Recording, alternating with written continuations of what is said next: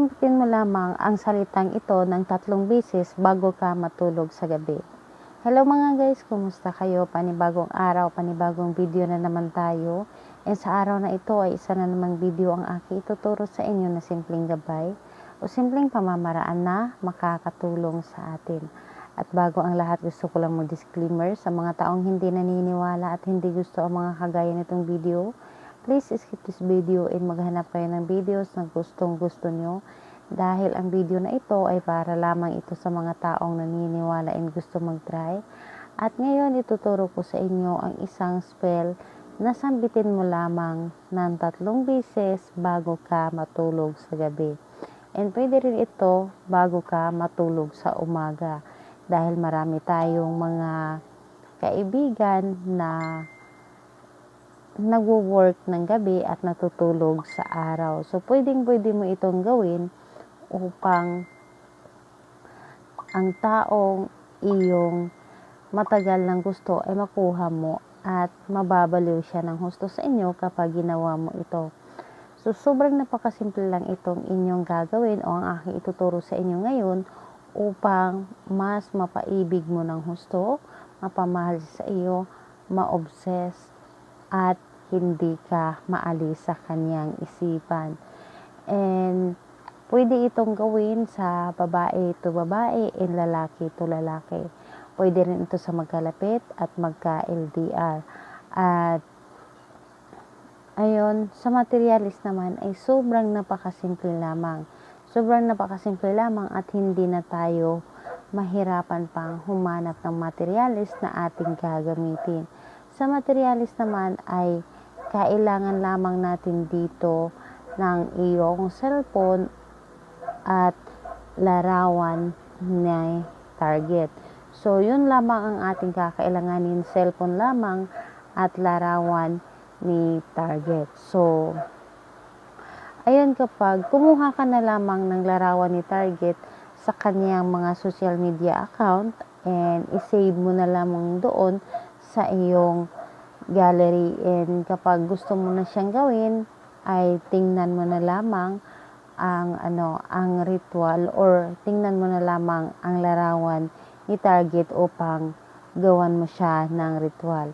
So ito ay sobrang napakadali lamang gawin at hindi ka na kailangan pa ng mag-use ng time, and ayun, hindi ka na kailangan pang magtago dahil kahit nakahiga ka, kahit may katabi ka, ay pwede mo siyang gawin. At syempre kahit may katabi ka na gagawin mo ito, dapat ay hindi niya malalaman na may ginawa kang ritual para sa iyong partner. Dapat po talaga ay sekreto ang paggawa ng ritual at hindi ito malalaman ng ibang tao or kahit sino, kahit anak mo pa, kahit sobrang close mo pa na kaibigan na alam mo naniniwala ng mga ganito, dapat hindi mo pa rin ito ipagsasabi sa kanila. Sekreto lang po talaga ito ang inyong gagawin na ritual. So, ngayon, ang gagawin natin dapat po ay focus ka.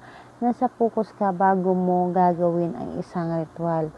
Focus at mula sa iyong puso ang pagganap at kailangan na wala ka ding mga iniisip na problema, yung tipong magaan yung puso mo, magaan yung isipan mo, walang gumugulo sa iyong isipan. Pero kung meron man, isiparit mo muna. Pwede mo naman na isang tabi mo muna yung mga iniisip mo at saka mo na lang yung isipin kapag okay na, kapag natapos ka ng gumawa ng ritual, dahil ang problema ay palaging nandyan yan. Pero ngunit hindi natin ito dapat ipagsabay sa ating mga ginagawang ritual or pampaswerte upang hindi tayo or hindi magiging sagabal ang paggawa natin ng ritual. And take note sa mga gumagawa ng ritual, wag na wag po talaga natin madaliin ang talab at lalong wag na wag natin bibilangin kung kailan natin sila ginawa. Ilang araw na natin siyang ginawa, wag na wag po, dahil isa yan sa mga dahilan kung bakit hindi ito gagana kaagad. So, nananadya si ritual kapag ganon. So, ganito ang inyong gagawin. Humanap kayo ng larawan sa inyong target dito sa iyong cellphone. Humanap kayo ng kahit anong klaseng larawan. Ang importante ay para sa iyo, sobrang gwapo niya, sobrang ganda niya, and yung malinaw na pagkakuha ng ritual or ng larawan. Pero kung wala ka nakuha na malinaw, kumuha ka na lamang na sa tingin mo ay yun talaga ang pinaka gusto mo. Then, ang gagawin mo, bago ka matulog sa gabi, kahit nakahiga ka na, ay pwedeng mo siyang gawin. Kahit nakahiga ka na, titigan mo lamang ang larawan niya dito sa loob ng inyong cellphone. Kumuha ka lang doon sa kanyang social media account ng larawan. So, titigan mo siya na may buong puso na pagmamahal na pagkatitig, buong puso na pagmamahal po. And ayun, habang tinitigan mo siya, dapat ay naka-empty yung isipan mo, and yung isip mo talaga is nandito lamang sa larawan niya na nandito sa loob ng iyong cellphone, and magbivisualize ka ng mga positive. Dapat ay mga positive yung mga iisipin mo na gusto mong mangyari sa inyo. I-visualize mo na mahalin ka niya ng husto, mas mahalin ka pa niya higit pa sa kanyang sarili, na kung saan susundin ka niya, mababaloy siya ng husto sa inyo. Isipin mo ng may buong tiwala and galing talaga sa inyong puso. Ngayon, kapag natitigan mo na ito and natapos ka nang mag-visualize, ang gagawin mo ay sambitin mo ng 3 beses na paulit-ulit yung pangalan niya at apelyido. Pangalan lang po, straight. Pangalan niya, apelyido ng 3 beses na straight. And pagkatapos ng pangalan niya at apelyido, ay sabihin mo ang salitang ito. Anchano. Yun po. Anchano. 3 beses po. Again, Anchano. 3 beses po yun. Magic words po yun na may Latin. Anchano. At pagkatapos ng salitang Anchano, titigan mong uli ang larawan ni target. At pagkatapos, sabihin mo sa kanya na mahal kita. At hahalikan mo yung larawan niya ng 3 beses.